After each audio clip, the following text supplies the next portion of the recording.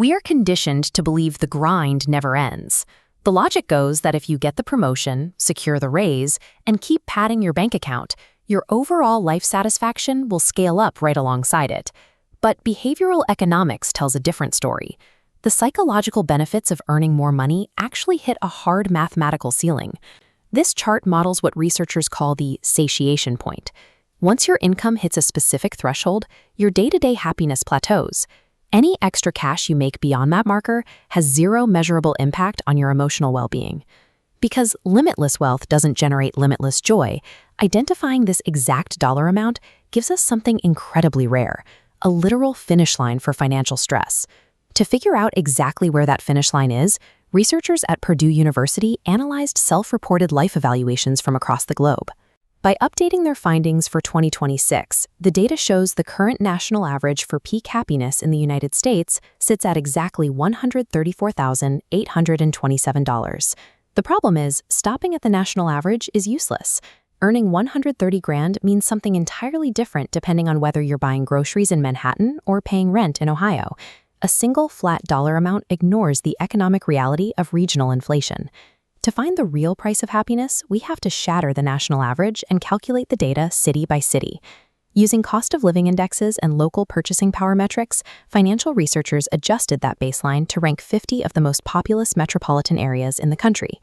This data table reveals exactly where the ceiling sits for America's largest hubs. Right at the top is New York City, where a resident needs to earn nearly $196,000 to reach income satiation. Looking at the far right column, we can see that threshold demands a massive 45.3% premium over the national average.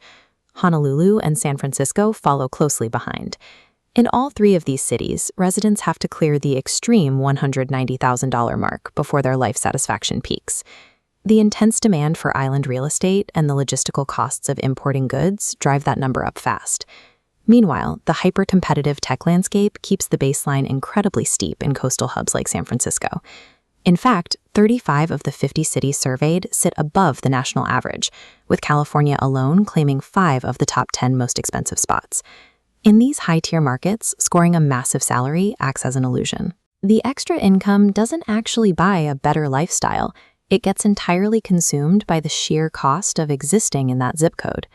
If we flip the script and look at the absolute bottom of the dataset, we find a completely different financial ecosystem. Checking the full infographic, the absolute lowest price for happiness is found here in the bottom right corner. In Cincinnati, the satiation point bottoms out at roughly $122,500. That establishes the baseline for maximum affordability among major U.S. metros. Scanning the lower half of this rankings chart reveals another massive regional trend. The Sunbelt, and Texas specifically, absolutely dominates the affordable end of the spectrum. Cities like Austin, Houston, and San Antonio all offer steep discounts for residents trying to reach peak life satisfaction. The lack of state income tax and a lower baseline for housing allows your paycheck to stretch significantly further in these southern hubs. The math creates a stark contrast. Reaching the exact same level of emotional well-being requires 1.6 times as much income in New York as it does in Cincinnati. This data exposes a critical reality about personal finance. Geography dictates your actual wealth far more than the raw number on your W-2. If you earn $130,000 in San Francisco, you are mathematically falling short of the satiation point. You're likely feeling the financial stress of the city every single month.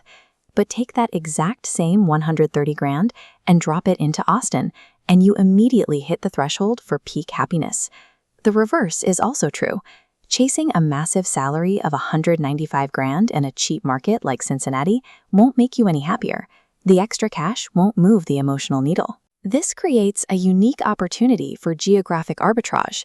Remote workers and job seekers can drastically improve their quality of life simply by taking their current earning power and relocating it to a market with a lower ceiling. True wealth is entirely relative. It's dictated by how your paycheck interacts with the city around you. And in the modern economy, sometimes the fastest way to buy happiness isn't to ask for a raise, it's to pack your bags.